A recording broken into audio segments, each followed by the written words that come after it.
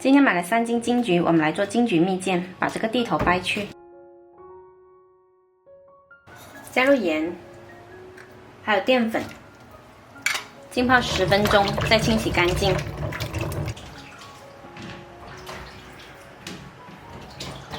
泡好之后，用手搓去表面的脏东西，再用清水过2遍，就洗得很干净了。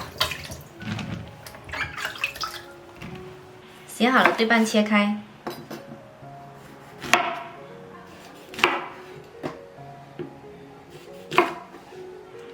再把这个籽挖去，它比较苦，会影响口感。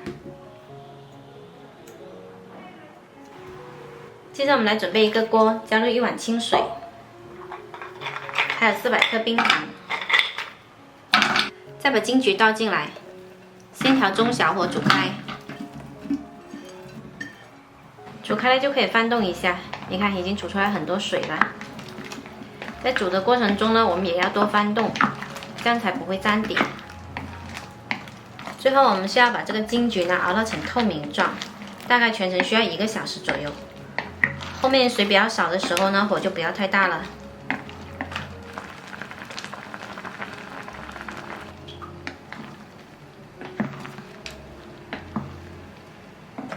熬到这个状态呢，就已经是熬了40分钟的了，我们还需要继续熬。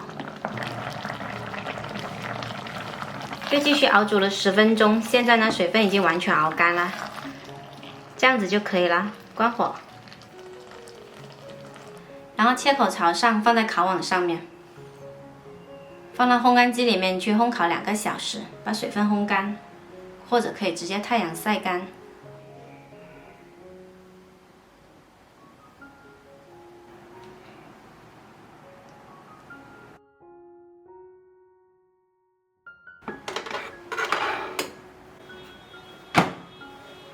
金桔已经烘烤好了，烘烤好的金桔呢，看起来很通透，跟外面卖的是一样的哦。